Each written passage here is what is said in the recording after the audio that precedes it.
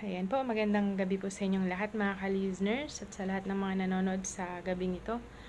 Napagdesisyon ko po na talakayin ang scatter. Ano po ba tong scatter? Ang paglalaro po ng scatter, alam niyo po ba na napakalaganap na po pala nito? At ang scatter po ay isang online gambling games. Ibig sabihin, online gamit ang cellphone, games siya, laro, tapos sugal siya na kailangan mag-deposit ka ng pera para ikaw ay makapaglaro. Yung iba, maraming mga vlogger ang nagpo-promote nito, kaya dapat malaman po ito ng napakarami na ang online gambling or kahit anong uri na sugal na naglalaro, naglalagay ka ng pera, nagsusugal, ay napakaraming negatibong epekto. Tatalakayin ko po yun ngayon. So, ano po ba yon? Ano po ba yung mga panganib at mga masasamang kahihinatnan ng paglalaro na scatter or online gambling games? Ayan, sana panoorin naman ito ng mga naglalaro. Kasi minsan, iniiwasan po nila yung mga ganitong uri ng video, yung pananaway. Okay po, makakatulong po ito sa inyo, sa inyong pagbabagong buhay. Kailangan malaman po ninyo kung ano ba yung mga masasamang epekto po ng paglalaro na may kasamang pagsusugal gamit ang cellphone. Ito pong scatter na to. Ano yung negatibo? Number 1, addiction. Alam niyo po ba na nakaka-addict pala itong scatter or online sugal or online gambling? Nakaka-addict. Kung ano yung epekto po ng sigarilyo, alak, bawal na gamot, kung ano yung epekto nun sa isang tao, ganun din yung epekto po nitong pagsusugal online sa utak ng isang tao. Diba? Nakaka-addict po siya. Okay? Ang nangyayari ay yung isang taong nagsusugal ay mahihirapan kontrolin yung kanilang paglalaro. Okay? Minsan, may mga napakahalaga silang ginagawa. For example, nasa school, imbes na mag-concentrate sa pinag-aaralan, kukunin yung cellphone. Magagaganon. O kaya nasa church, may importanteng ginagawa, kukunin yung cellphone, naglalaro. O kaya naman nasa trabaho, hindi nila nakokontrol yung kanilang paglalaro. Okay? Ano nangyayari? Nagkakaroon po ng problema sa kanilang financial. Okay? Anong nangyayari? Yun nga, mamaya tatalakayin ko. Financial at emotional. Okay? Yung pakikitungo nila sa kanilang mga pamilya, yung kanilang mga kaibigan, ayan. Talakayin naman natin. Bukod sa nakaka-addict, pangalawa, financial loss. Ibig sabihin, yung mga naglalaro, makakaranas po ng pagkalugi. Okay? Mawawalan ng pera na kung saan kahit na yung halimbawa yung trabaho nila, yung mga sinasahod nila, imbes po na ibili nila ng mga pangailangan, ng pagkain, o kaya ng gamot, pampaaral, okay? Ang nangyayari, naisusugal po nila. Naisusugal nila. So, ang nangyayari pag ganon ay nagkakaroon ng problema, yung kunwari mag-asawa, nag-aaway, magulang, at anak, kunwari anak, nalulong sa scatter or online gambling. Ang nangyayari, kumukupit na ngayon, nagnanakaw, or kunwari may trabaho, nag-advance ng pera dun sa kanyang amo, cash advance yan, tapos hindi naman papasok. Okay po, maapektuhan yung kanilang isipan, okay po, yung mental well-being nila. Pag hindi nila, paano, yun nga, mental health issues.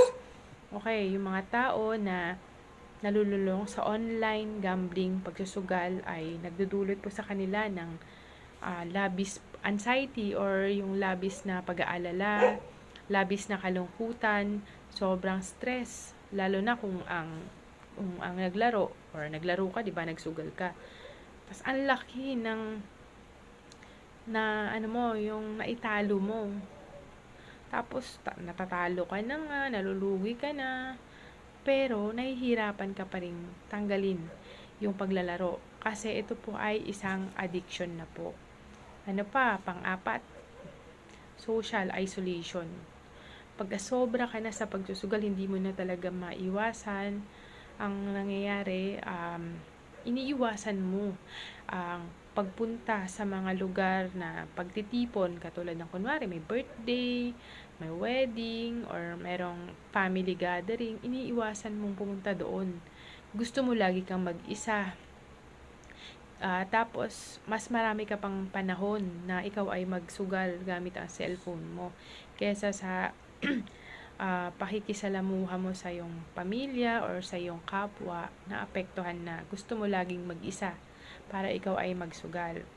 Tapos, ano pa, yung nahihirapan kang mag-cope kapag may stress ka or may mga pagsubok kang pagdaraanan, mga problema. Nangyari, hindi ka makapag-focus para solusyonan yung pagsubok na yon. Okay?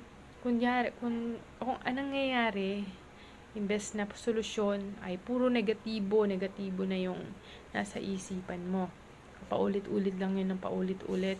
Nahihirapan kang mag-cope sa mga problema na darating sa'yo. Number 6, legal issues. Okay? Siyempre, alam naman po natin na ang pagsusugal ay labag sa batas. So, marami na po dito sa lugar namin na nahuli, na nagsusugal. Hindi ko kasi alam yung mga iba't ibang uri ng sugal eh. Pwedeng face-to-face sila nagsusugal or online. Pero mas talamak ngayon yung online, yung gamit cellphone eh. Kasi may nakita ako sabungan, tapos hinuli, nakulong. Kasi hindi ko lang alam kung ano yung parusa. Pero alam po ninyo na yung pagsusugal ay labag sa batas ng tao, ganun din po sa batas po ng Panginoong Diyos. At pang-7, scams and fraud. Ang mga player ay minsan ay madalas na scam or na naloloko sila. Okay? Na mga, kunyari, may mga sinalihan silang mga website na laro, magde-deposit sila ng pera, yun pala scam. Sa una, papanalunin ka muna ng kahit papano, tapos kapag syempre nakuha na nila yung loob mo, magde-deposit ka ng malaki, tapos bigla kang matatalo. Yun pala scam yung sinalihan mo. Tapos mag-i-input ka pa ng mga personal na detail mo, ano, pangalan, address, birthday, yun pala ginagamit na po yung mga importanteng data mo para sa phishing mga scam or scam websites. Ginagamit nila para manakawan ka. So, ayan, sana ay nalaman nyo po yung mga negatibong kahihinatnan ng paglalaro ng scatter at kaya anumang online games. Kung may kilala po kayo or kung kayo mismo ay alam nyo na kayo ay nalululong na sa online games na yan, gambling games na yan, napakahalaga na ang payo ko na sana ay sundin, sana ay kayo ay magpa-check up na po sa mga mental health professional, sa mga doktor po natin. Matutulungan po nila kayo para malunasan yung inyong addiction sa pagsusugal. Okay po? Ayan, sana po ay may natutunan po kayo sa pagkakataong ito. I-share nyo naman po ang video ko para kahit pa paano yung munting channel ko ay marami po ang marating ang aking mensahe. Sana ay suportahan nyo po ako sa aking munting video, munting channel. Maraming salamat po and God bless. Bye po.